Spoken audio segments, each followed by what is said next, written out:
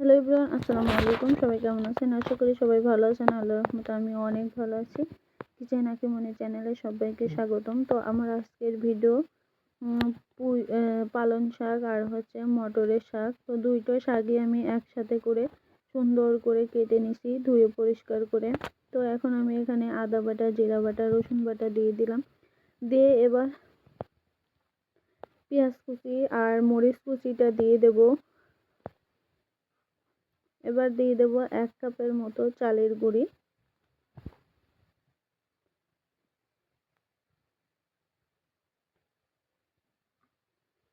দিয়ে দেব 1 কাপের মতো বেসন। তো বন্ধুরা, যে যেখান থেকে ভিডিওটি দেখছেন ভিডিওটি স্কিপ না করে ফুল ভিডিওটি দেখবেন। সবাই লাইক কমেন্ট শেয়ার করে দিবেন। তো পরিমাণ মতো লবণ দিয়ে দিলাম। দিয়ে দেবো 1 চামচের মতো মরিচের গুঁড়া। যেহেতু এখানে কাঁচা মরিচটা ব্যবহার করছি তাই মরিচের গুঁড়াটা অল্প করে ব্যবহার করলাম। তো দিয়ে দিলাম 1 চামচের মতো হলুদ গুঁড়া।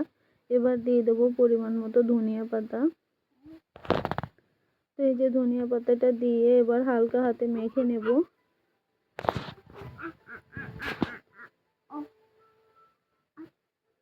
তো এখন কিন্তু এই যে মেখে নেব আস্তে আস্তে করে। তো এই যে দেখেন আমার মাখাটা কিন্তু হয়ে গেছে একদম এই যে নরম করে। এখানে কিন্তু কোনো প্রকারের পানি ব্যবহার করা যাবে না। তো শাকের যে পানিটা থাকবে সেটা থেকেই কিন্তু মাখতে হবে। তো এই দেখেন চুলাতে একটা প্যান বসিয়ে দিয়েছি, প্যানে পরিমাণ মতো তেল দিয়ে দিলাম। তো তেলটা কিন্তু গরম হয়ে গেছে। এই যে আমি উপরে একটু হাত দিয়ে দেখে নিলাম যে তেলটা কি পরিমাণ গরম হয়েছে। তো এই বড়াটা ভাজার জন্য কিন্তু তেলের পরিমাণটা একটু বেশি করে দিতে হবে, তাহলে বড়াটা কিন্তু খুবই মুসমুসে ক্রিস্পি হবে, একদম দোকানের মতো পারফেক্ট বড়া হবে। আর এই বড়াগুলোকে আমি একদম ছোট ছোট সাইজে দিয়ে দেবো, দোকানে যেরকম ছোট ছোট করে দেয় ঠিক সেইভাবে দিয়ে দেবো বড়াগুলোকে। তো এই যে দেখেন আমি ছোট ছোট করে দিয়ে দিচ্ছি। তো যারা আমার চ্যানেলে নতুন আসবেন অবশ্যই চ্যানেলটাকে সাবস্ক্রাইব করে পাশে থাকবেন, অল নোটিফিকেশনটা বাজিয়ে রাখবেন যাতে নিত্য নতুন ভিডিও ছাড়ার সাথে সাথে আপনাদের কাছে পৌঁছে যায়। তো এই যে আমি কিন্তু একে একে বড়াগুলো দিয়ে দিচ্ছি। আর এই বড়াগুলো খেতে কিন্তু খুবই সুস্বাদু, খুবই মজাদার। ছোট থেকে বড় সবাই কিন্তু এই বড়াটা পছন্দ করবে, চেটে পুটে খেয়ে নেবে এই বড়াটা। এই বড়াটা খেতে এতটাই মজা। তো এই যে দেখেন আমি বড়াগুলোকে একে একে দিয়ে দিচ্ছি। দিয়ে যে একটা সাইড কিন্তু এখন উল্টে দেব। তার আগে যে একটুখানি জায়গা আছে আমি সেইখানে আর একটা বড়া দিয়ে দিলাম। দিয়ে এবার সুন্দর করে উল্টে পাল্টে একদম মিডিয়াম টু লো হিটে কিন্তু ভাজতে হবে। কিন্তু যেহেতু এটা হচ্ছে আমার কারেন্টের চুলা, আঁচটা একটু কম, যার কারণে আমি একদম ফুল ইয়াতে দিয়ে রাখছি। তো একটু তেলটা গরম হয়ে গেলে তখন আমি আঁচটা কমিয়ে দেব।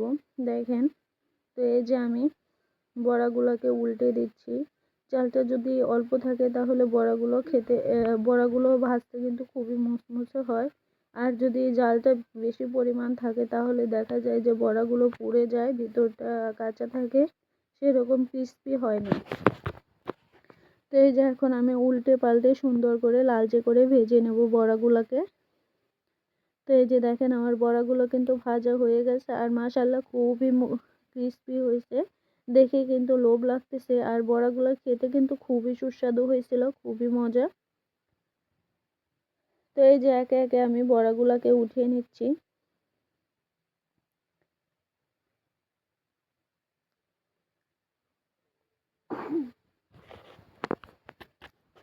তো এই যে এখন আমি বাকি বড়াগুলোকেও দিয়ে দেব, একদম ছোট ছোট সাইজের করে।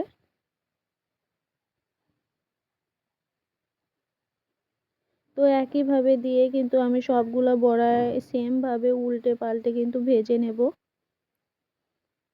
তো এই যে দেখেন আমার বড়াগুলো কিন্তু ভাজা হয়ে গেছে, লালচে লালচে করে আমি ভেজে নিয়েছি, একদম মুচমুচে ক্রিস্পি হয়েছে। যেহেতু ভয়েসটা পরে দিচ্ছি যার কারণে আপনাদেরকে শোনাইতে পারলাম না। খুবই সুস্বাদু হয়েছিল বড়াটা। তো বন্ধুরা, আমার ভিডিওটি ভালো লাগলে সবাই লাইক কমেন্ট শেয়ার এবং সাবস্ক্রাইব করে দিবেন। দেখা হবে পরবর্তী অন্য কোনো ভিডিওতে। এ পর্যন্ত সবাই ভালো থাকবেন, সুস্থ থাকবেন। আল্লাহ হাফেজ।